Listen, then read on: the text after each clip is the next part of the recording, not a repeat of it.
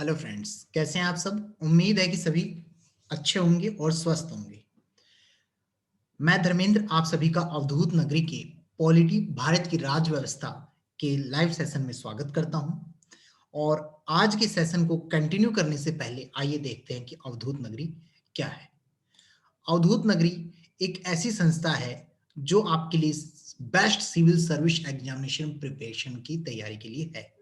यहाँ पर आप सिविल सर्विस एग्जामिनेशन की प्रिपरेशन कर सकते हैं, जैसा कि मैंने आपको बताया, प्री और मेंस की तैयारी कर सकते हैं और साथ ही करंट अफेयर को भी लेके अपने साथ चल सकते हैं। दोस्तों, आप हमारी क्लासेस को YouTube पर भी लाइव देख सकते हैं और इतना ही नहीं, एडमिशन के दौरान दिए हुए रेफरेंस कोड का यूज करके आप फीस डिस्काउंट भी पा सकते हैं। अधिक जानकारी के लिए आप हमें दिए हुए नंबरों पर संपर्क कर सकते हैं। आइए तो फिर आज का सेशन स्टार्ट करते हैं। लक्ष्मीकांत की बुक से हमारी पॉलिटी चल रही है और 5 चैप्टर इसके करवाए जा चुके हैं। आप उनकी वीडियोस देख सकते हैं, ठीक है। और आज हमारा 6 चैप्टर है जिसका नाम जो है नागरिकता, सिटीजनशिप, ठीक है। इस चैप्टर को आज हम कंटिन्यू करने जा रहे हैं। तो नागरिकता, नागरिकता पहले एक्चुअली है क्या? देखिए, नागरिकता मतलब होती है एक पहचान। पहचान कैसी? सामाजिक, राजनीतिक, राष्ट्रीय या फिर मानव संसाधन समुदाय से संबंधित। मतलब समाज में उसकी क्या पहचान है, राजनीतिक में क्या है, राष्ट्र में क्या है, ठीक है। वहां की एक पहचान होने का मतलब है। भारत में 2 प्रकार के नागरिक पाए जाते हैं। एक तो जिसे आप नागरिक कहते हो, मतलब 2 तरह की नागरिकता मिलती है, कहने का मतलब एक तो नागरिक और एक विदेशी। तो ये नागरिक और विदेशी में अंतर क्या है? नागरिक तो हो गए हमारे भारत राज्य के, विदेशी जो भारत के ना हो, विदेशी के, ठीक है। इसे आप कह सकते हो कि नागरिक तो वे हो गए जो भारत राज्य के पूर्ण सदस्य हो और किसी भी सिविल सर्विस और राजनीतिक अधिकार को करने का इन्हें पूरा अधिकार होता है, मतलब। और विदेशी वो हो गए जो किसी अन्य राज्य, राज्य का गाइस यहाँ पे मतलब है देश, ये कंफ्यूज मत हो ना आप लोग। तो अन्य देश के हो और राजनीतिक और नागरिक अधिकार जो जैसे हमारे देश के लोगों को प्राप्त होता है वो उन्हें नहीं होता है, ठीक है। और फिर उसके बाद विदेशी की अगर बात करें तो विदेशी जो होते हैं उनके 2 श्रेणियों में बांटा गया है, विदेशी मित्र और विदेशी शत्रु। विदेशी मित्र, मित्र नाम से पता लग रहा है, मतलब नहीं कि सकारात्मक संबंध, ठीक है। और शत्रु नाम से पता लग रहा है, मतलब दुश्मन, युद्ध चल रहा है या कोई मनमुटाव चल रहा है, ठीक है। और भारतीय नागरिक की बात करें तो उसकी विशेषताएं या क्या अधिकार है जो विदेशियों को नहीं है, जो हमारे भारत के नागरिकों को प्राप्त है। तो वो कुछ अधिकार है, जैसे कि मान लीजिए किसी भी व्यक्ति के साथ धर्म हो, मूल हो, जाति हो, लिंग हो या जन्म स्थान हो, मतलब इनके आधार पर, ठीक है, कोई विभेद नहीं किया जाएगा। R R C S P, race, sorry, religion, race, caste, sex and place of birth, इनके बेस पर उसके साथ कोई भी विभेद नहीं किया जाएगा, भेदभाव नहीं किया जाएगा। और इस अगर कोई भेदभाव किया जाता है तो उनके विरुद्ध उन्हें पूरा अधिकार है। और ये आर्टिकल 15 के तहत दिया गया है गाइस। अगला जो अधिकार है लोक नियोजन में, लोक नियोजन में मतलब लोक नियोजन में विषय में जॉब वॉब से संबंधित जो है वो समता का अधिकार जो है वो बराबर है उनके लिए, आर्टिकल 16 के अकॉर्डिंग। वाक बोलने की, कुछ कहने की स्वतंत्रता है, कहीं सम्मेलन में शामिल होने की स्वतंत्रता है, संघ बनाने की, संचरण करने की, निवास करने की या व्यवसाय करने की आजादी है, अकॉर्डिंग टू आर्टिकल 19। संस्कृति और शिक्षा संबंधी भी उन्हें अधिकार मिले हुए हैं, ठीक है, according to article 29 and 30। Lok Sabha में मान लीजिए या राज्यसभा का, विधानसभा का चुनाव हो तो उसमें वे दोनों मतदान भी कर सकते हैं, इतना भी अधिकार है। संसद में और राज्य विधानमंडल की सदस्यता के लिए वो खुद चुनाव भी लड़ सकते हैं, ठीक है।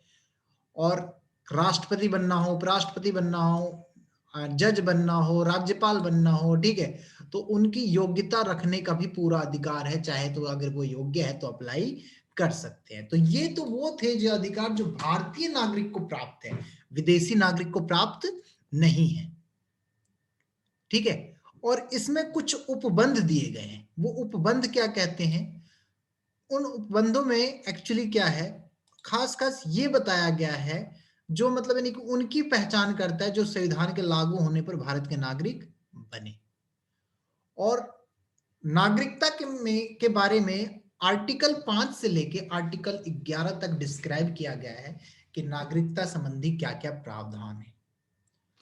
और एक बात और है, यह संसद को अधिकार भी दे रहा है, ये जो उपबंध है ना, ये संसद को ये अधिकार देते हैं कि नागरिकता संबंधी जो मामले हैं उनकी व्यवस्था करने के लिए वो कानून बना सकता है। कौन? संसद।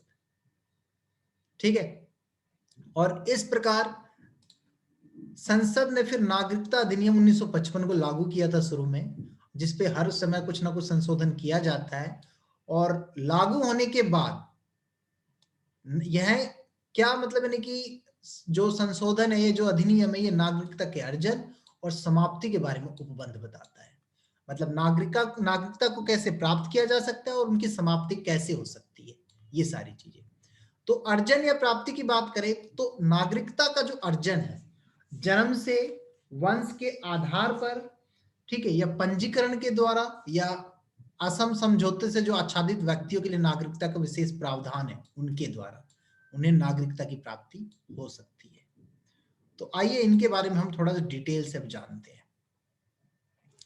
पहला जो है आपका जैसे कि जन्म से। अब ये क्या है गाइस, लिखा मैंने कम है ताकि आप लोग सुनो और उसे समझो, तो सुनना इस चीज को।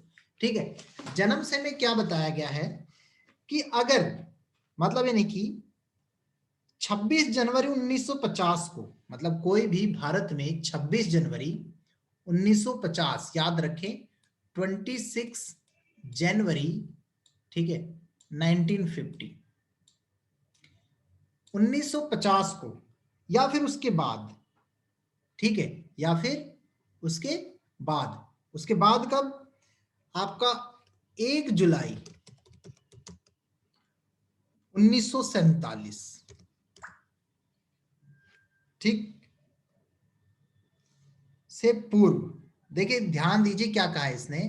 मैं आपको कह रहा हूं कि यदि मतलब नहीं कि भारत में या तो 26 जनवरी 1950, 26 जनवरी 1950, या फिर बात की जाए जो 1 जुलाई 1947 के बाद, ठीक है, सॉरी 47 से पूर्व जन्मा हो, ठीक है, तो वो अपने माता पिता की राष्ट्रीयता के बावजूद, मतलब उनके माता पिता भारत के नागरिक हुए तो उनके बावजूद क्या होगा, मान लीजिए वो एक चीज है, भारत के नागरिक ना हो कि वो पाकिस्तान में, लेकिन उनका जन्म जो है, ठीक है, 1 जुलाई 1947 से पहले भारत में हुआ, तो उसके आधार पर दूसरे जगह उनके माँ बाप के रहने के बावजूद भी उस बच्चे को भारत की नागरिकता प्राप्त करने का अधिकार होगा जन्म के बेस पे। ठीक है, याद रखना इस चीज। अगर मान लीजिए 1 जुलाई, मैं कह रहा हूं गाइस ध्यान देना, अगर 1 जुलाई या इसके बाद, अगर इसके बाद भी कोई जन्मा व्यक्ति है तो भारत का नागरिक वो तभी माना जाएगा। यहां पे ये पहले की बात थी, और अगर मान लीजिए इसके बाद है, ठीक है, और तभी मतलब नहीं कि उसे भारत का नागरिक माना जाएगा यदि उसके जन्म के समय उसके माता पिता में से, चाहे मदर हो या फादर हो, उसमें से कोई भी एक भारत का नागरिक हो, इंडिया का नागरिक हो। दो कंडीशन बताई है, एक तो 1 जुलाई 1947 से पूर्व जन्मा व्यक्ति अपने मतलब यानी कि अपने माता पिता की राष्ट्रीयता के बावजूद भी, जैसे कहीं और के, लेकिन उससे पहले जन्म उनका यहाँ पे हुआ है तो उसके आधार पर उसे राष्ट्रीयता मिल सकती है। एक अगर इसके बाद में मान लीजिए उनका जन्म हुआ है, ठीक है, और तो उसे भारत का नागरिक तभी माना जाएगा जब उसके माता पिता में से कोई भी भारत का नागरिक होगा, मदर में से या फिर फादर में से। ठीक है, तो ये तो हो गया जन्म से।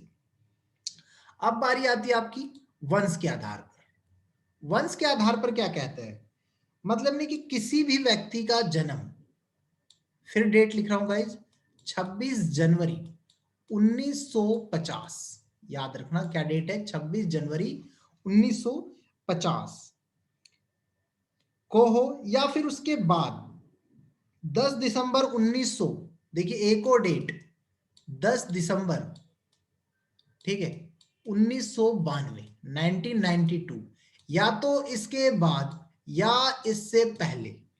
अगर मतलब यानी कि अगर भारत के बाहर हुआ हो तो वह वंश के आधार पर कहां का नागरिक होगा, भारत का। देखिए मैंने पूरी लाइन को अब रिपीट कर रहा हूं एक साथ। यदि मतलब यानी कि कोई व्यक्ति जिसका जन्म 26 जनवरी 1950 के को हो या उसके बाद हो, या फिर 10 दिसंबर 1992 से पहले भारत के बाहर हुआ हो, ठीक है, भारत के मतलब या तो 26 जनवरी 1950 के बाद हो या फिर 10 दिसंबर 1992 के पहले भारत के बाहर जन्म हुआ, भारत में ना हुआ, भारत के बाहर हुआ, तो वो वंश के आधार पर कहां का नागरिक बन सकता है, भारत का। ठीक है, एक चीज ध्यान देने योग्य और बात है, यदि मान लीजिए कोई व्यक्ति 3 दिसंबर 2004 के बाद 3 दिसंबर 2004 के बाद भारत से बाहर जन्मा है तो उसे भारत की नागरिकता नहीं मिलेगी। ठीक है, उसे भारत की नागरिकता नहीं मिलेगी। तो ये तो हो गया हमारा वंश के आधार पर। अब बारी आती है पंजीकरण।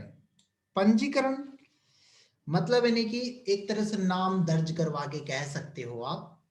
तो इसमें क्या बताया गया है, मतलब मान लीजिए किसी व्यक्ति ने आवेदन कर दिया, ठीक है, और उसने भारत के नागरिक होने के लिए आवेदन कर दिया, तो उसका आवेदन कब अप्लाई मतलब सक्सेसफुल होगा या वो पंजीकृत कब होगा, जब जो व्यक्ति है नागरिकता मतलब अप्लाई करने से पहले, जो आवेदन दे रहा है उससे पहले लगभग 7 वर्ष भारत में रह चुका हो। ठीक है, 7 वर्ष भारत में रह चुका हो, या फिर जो मतलब यानी कि जब भारत का विभाजन नहीं हुआ था, जब सिर्फ हमारा एक ही देश था इंडिया, ठीक है, तो वह या तो भारत के मतलब यानी अविभाजित भारत के बाहर या अन्य देश में अन्यत्र रह रहा हो तब। ठीक है, नंबर 3, वह व्यक्ति जिसने भारतीय नागरिक से विवाह किया हो। अगर उसने मैरिज कर लिया है किसी भारतीय नागरिक से, ठीक है, तो कम से कम पंजीकरण के लिए वही सेम चीज 7 वर्ष भारत में रहना चाहिए, नहीं शादी कर लिया हो गया, पंजीकरण से पहले 7 वर्ष उसे भारत में पूरा करना जरूरी है। अब देखो अगला, अगर कोई व्यक्ति जो पूरी आय या क्षमता का हो और उसके माता पिता मान लीजिए भारत के नागरिक है, मदर और फादर जो है वो इंडिया में पंजीकृत है ऑलरेडी, तो उसे पंजीकरण का अधिकार मिल जाएगा। ठीक है, और एक व्यक्ति मतलब यानी कि भारत का मूल या भारतीय मूल का तभी माना जाएगा यदि उसके मतलब कोई माता पिता अविभाजित भारत में पैदा हुए हो, तभी वो भारतीय मूल का होगा। भारतीय मूल का मतलब भारत का। ठीक है, ये चीज याद रखना। अगला है प्राकृतिक रूप से। अब ये प्राकृतिक रूप से क्या है, प्राकृतिक रूप से मतलब है कि केंद्र सरकार आवेदन प्राप्त होने पर किसी व्यक्ति को प्राकृतिक रूप से नागरिकता प्रमाण पत्र प्रदान कर सकती है। लेकिन कब प्रदान कर सकती है, देखिए मैंने क्या कहा है, केंद्र सरकार अगर मान लीजिए नागरिकता का आवेदन किया है तो वो प्राकृतिक रूप से नागरिकता प्रमाण पत्र उसे प्रदान कर सकती है, लेकिन कब करेगी, जब मतलब ऐसे देश से संबंधित ना हो जो भारतीय प्राकृतिक रूप, जहां भारतीय नागरिक प्राकृतिक रूप से नागरिक नहीं बन सकते, मतलब जिस देश में भारतीय नागरिकता ना मान्य ना हो या प्राकृतिक रूप से वहां की नागरिकता नहीं ले सकते। एक तो ये हो गया, मान लीजिए वो किसी और देश का नागरिक है, अदर कंट्री का वो नागरिक है, ठीक है, तो भारत की नागरिकता के लिए उसे क्या करना पड़ेगा, उसे दूसरे देश की जो ये नागरिकता है उसका त्याग करना पड़ेगा, सैक्रिफाइस करना पड़ेगा, ठीक है। और यदि वह भारत में रह रहा हो, इंडिया में वो रह रहा है, तो भारत सरकार की सेवा में हो या फिर भारत में रह रहा हो या कोई काम कर रहा हो, मतलब भारत सरकार के लिए, तो कम से कम आवेदन से 12 माह पूर्व, मतलब 1 साल पहले उसे भारत में रहना होगा, 1 साल का रिकॉर्ड दिखाना होगा, ठीक है। और जो 12 माह की इस अवधि में 14 वर्ष पूर्व से, मान लीजिए इस 12 माह तो रह ही रहा है, लेकिन उसके 14 वर्ष पूर्व से, 14 साल पहले से वह भारत में रह रहा हो या भारत की सेवा में हो, ठीक है, या एक में हो, ठीक है, तो इनकी कुल अवधि जो है 11 वर्ष से कम नहीं होनी चाहिए, तब भी वो भारत की नागरिकता जो है वो ले सकता है, ठीक है। तो ये कुछ इस टाइप के चीजें थी। क्षेत्र समाविष्टि द्वारा, ये क्या है, मतलब कोई विदेशी क्षेत्र है और भारत का हिस्सा बन गया है, तो उस क्षेत्र से संबंधित जो विशेष व्यक्ति है उनको भारत का नागरिक घोषित किया जा सकता है। क्षेत्र समाविष्टि, क्षेत्र को अपने अंडर में कर लिया तो वहां के नागरिक भी हमारे हो गए, तो उन्हें ऑटोमेटिक नागरिकता मिल जाएगी, ठीक है। अब उदाहरण की बात करें, जब पांडिचेरी भारत का हिस्सा बना था तो भारत ने नागरिकता पांडिचेरी आदेश 1962, भारत ने नागरिकता पांडिचेरी आदेश 1962 को जारी किया था, ठीक है। और 1955 के तहत उन्हें नागरिकता बना दे दी गई। एक लास्ट आपका इसमें बच गया, असम समझौते से आच्छादित व्यक्तियों के लिए नागरिकता, इस पर चर्चा चलती ही रहती है, ठीक है। तो उसी में है कि मतलब यानी कि जो व्यक्ति भारतीय मूल का हो लेकिन 1 जनवरी 1966 से पहले बांग्लादेश से असम आया हो, देखिए 1 जनवरी 1966 से पहले बांग्लादेश से कहां आया हो, असम आया हो, और अपने प्रवेश के बाद ही असम के निवासी हो, तो उसे क्या किया जाएगा, मतलब 1 जनवरी 1966 से ही, देखिए बांग्लादेश से अगर असम आ गया है तो 1 जनवरी 1966 से उसे कहां का मान लिया जाएगा, भारत का नागरिक मान लिया जाएगा, ठीक है।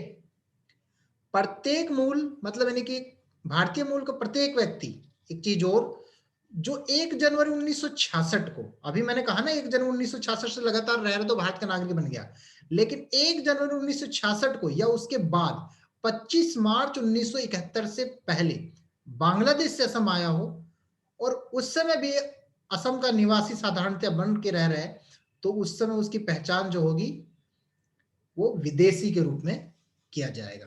बताया ना, अगर उससे पहले आ गया तब तो भारत का नागरिक, अगर बाद में हो तो विदेशी के नागरिक, ठीक है। तो ये हो गया आपका असम।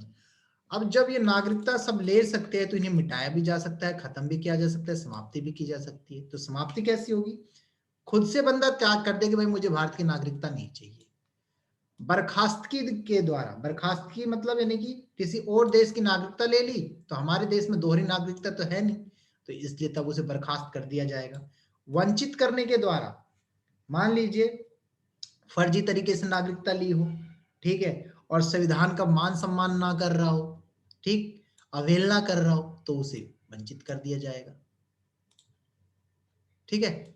और एक चीज और है, याद रखने की वाली बात है, जो भारतीय संविधान है वो संघीय है, संघीय मतलब फेडरल, मतलब सेंट्रल भी है, केंद्र भी है और स्टेट भी है, ठीक है, केंद्र शासन राज्य शासन, लेकिन वहां पे जो नागरिकता की बात की जाए तो वो एकल है, ठीक है। लेकिन दूसरे जो संघीय राज्य जैसे अमेरिका हो गया, स्विट्जरलैंड हो गया, उसमें दोहरी नागरिकता है, लेकिन हमारे देश में कैसी है, एकल नागरिकता, ये चीज याद रखना।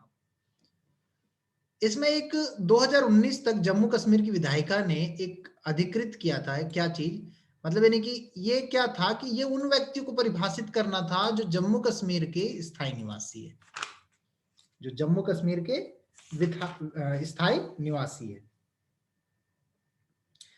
जम्मू कश्मीर की विधायिका जो है 2019 तक किस चीज के लिए अधिकृत थी, क्या अधिकार थे, वो बातें की जा रही, याद रखना। एक तो उसकी पहचान करना था जो जम्मू कश्मीर के स्थायी निवासी है, और नंबर 2 ऐसे निवासी जो वहां के हैं उन्हें फिर विशेष अधिकार देना और सुविधा देना। कैसे? राज्य सरकार की सेवा में, राज्यों में अचल संपत्ति अर्जित करना और राज्य द्वारा छात्रवृत्ति या अन्य सहायता प्राप्त करने का। अब देखो एक चीज है, पहले 2019 से पहले जम्मू कश्मीर के लोग, मान लीजिए कोई बाहर का दूसरे स्टेट का है तो वो जम्मू कश्मीर में जमीन खरीद बेच नहीं सकता था। ना जम्मू कश्मीर के लोग ना बाहर जाके कोई खरीद या बेच कर सकते थे। ठीक है, लेकिन अब ऐसा नहीं है। अब बारी आती है हमारी विदेशी भारतीय नागरिकता की। तो विदेशी भारतीय नागरिकता क्या है? देखिए, विदेशी भारतीय नागरिकता की बात की जाए तो सितंबर 2000 में, याद रखना डेट, सितंबर 2000 में, ठीक है, भारत सरकार ने एक डायस्पोरा पर एल एम सिंघवी, ठीक है, इनकी अध्यक्षता में एक समिति का गठन किया था। एक समिति का गठन किया था सितंबर 2000 में, सितंबर 2000 के अंदर एल सिंघवी की अध्यक्षता में एक समिति का गठन किया गया था।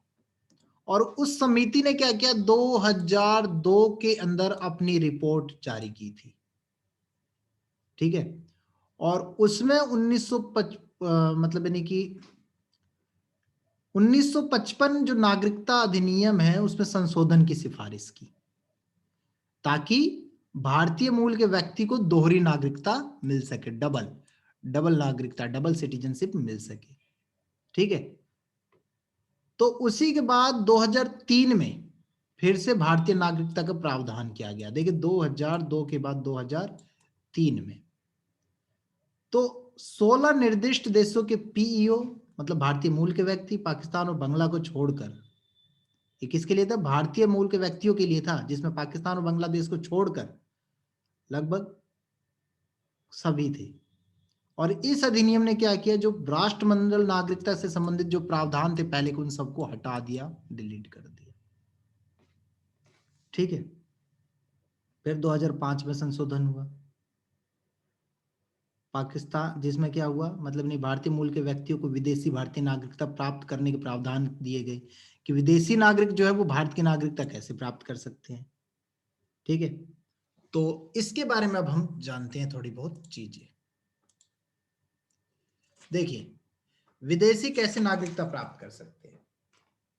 सबसे पहले एक तो मतलब किसी अन्य देश का नागरिक हो, अदर का वो सिटीजन हो, लेकिन संविधान लागू होने से पहले, कॉन्स्टिट्यूशन लागू होने से पहले, ठीक है, या फिर उस समय भारत का नागरिक हो तब, या फिर अन्य देश का नागरिक हो, ठीक है, लेकिन संविधान लागू होने के समय भारत का नागरिक होने के लिए वो अर्ह था। अब एक चीज निकल के आई, अर्ह क्या है? अर्ह क्या है? पंजीकरण के लिए कुछ, मतलब यानी कि एक अर्ह दिए गए, मतलब बातें बताई गई है कि भाई जो संविधान लागू होने के 26/1/1950, 26/1/1950, ठीक है, 26/1/1950 को या भारतीय नागरिक हो, ठीक है, तो ये सारी मतलब अर्हता के नियम है, वो आप लोग देख लेना, कोई वो उतने नहीं है, जो मैं आपको बता रहा हूँ इंपॉर्टेंट क्या है। ठीक है, तो इसमें और कोई व्यक्ति मान लीजिए भारतीय नागरिक का जो विदेशी मूल का हो, या पति पत्नी या विदेशी भारतीय नागरिक कार्ड होल्डर का विदेशी मूल का या पति पत्नी का विवाह निबंधित है और आवेदन करने से पूर्व कम से कम 2 वर्ष रह रहा हो, तब भी वो बन सकता है। ठीक है, तो इस टाइप से कुछ चीजें दी गई है। और एक चीज जो है, आपके कार्ड होल्डर के मतलब विदेशियों को क्या अधिकार दिए गए हैं। देखिए, विदेशियों का अधिकार केंद्र सरकार उल्लेखित करती है। ठीक है, केंद्र सरकार। और विदेशी नागरिक को क्या अधिकार नहीं होंगे? एक तो सार्वजनिक रोजगार के जो मामले होंगे, रोजगार, ठीक है, जो उसके मामले होंगे उसमें क्या है, अवसर की संभावना का अधिकार नहीं होगा। जो इंडियन के लिए तो होगा, लेकिन बाहर वालों के लिए, आउटर के लिए वो नहीं होगा। और राष्ट्रपति चुने जाने के लिए वो अर्ह नहीं होगा, काबिल नहीं होगा। उपराष्ट्रपति भी नहीं बन सकता, न्यायाधीश भी नहीं बन सकता, और मतदाता के रूप में पंजीकृत भी नहीं कर सकता कि खड़ा हो जाए इलेक्शन के लिए, ऐसा कुछ नहीं है। ठीक है, और लोकसभा और राज्यसभा के सदस्य बनने के लिए भी नहीं होगा वो। ठीक है, तो इस प्रकार से ये हो गई इसकी कुछ वो अधिकार जो इसे मिलते नहीं। और परित्याग की बात करें तो वही स्वैच्छिक वैच्छिक हो गया, सब कुछ वही है। पंजीकरण रद्द हो सकती है कब? मान लीजिए वही सेम धोखाधड़ी हो, छुपाकर मिली हो, ठीक है, या संविधान के प्रति अनिष्ठा दर्शाई हो, मान सम्मान ना कर रहा हो, ठीक है, और मान लीजिए जैसे ही पंजीकरण हुआ और 2 वर्षों से कम की कैद में सजा भुगत ली उसने, ठीक है, 5 वर्षों के अंदर ही 2 वर्षों से कम की सजा उसने भुगत ली, तो भी उसकी जो नागरिकता है वो रद्द हो जाएगी। ठीक है, तो इस हिसाब से सारी चीजें थी। आज का आपका नागरिकता का चैप्टर जो है यहाँ पर फिनिश होता है, और अगली बार हम चैप्टर नंबर 7 मूल अधिकार, काफी इंपॉर्टेंट चैप्टर है वो भी, और ये भी था, ठीक है, लेकिन वो कुछ ज्यादा इंपॉर्टेंट है। ठीक है, हम उसके बारे में पढ़ेंगे, काफी डीपली से पढ़ेंगे, और आज का भी कोशिश किया है कि इसे अच्छे से आप लोगों को बता पाऊं, और कोई अगर कमी रहती है तो गाइज कमेंट बॉक्स में जरूर बताएं आप लोग। ठीक है, और आज का सेशन जो है हमारा यहीं पर खत्म होता है, और सेशन को एंड करने से पहले मैं आप सभी से वही सारी चीजें रिपीट करना चाहूंगा कि अगर आपको वीडियो पसंद आई हो तो इसे सब्सक्राइब करें पहले चैनल को, फिर बेल बटन पे क्लिक करें, और लाइक करें, कमेंट करें, और दोस्तों के साथ शेयर करें। ठीक है, ताकि चैनल की पॉपुलैरिटी बढ़े और व्यूज आ सके, और आप लोगों का प्यार हमेशा बना रहे। तो आप सभी का बहुत बहुत धन्यवाद वीडियोस को देखने के लिए, थैंक्स अ लॉट गाइस। और आप सभी को मैं फिर से कहूंगा कि कृपया करके चैनल को सब्सक्राइब करना ना भूलें। Thanks a lot and have a nice day all of you. Thank you guys.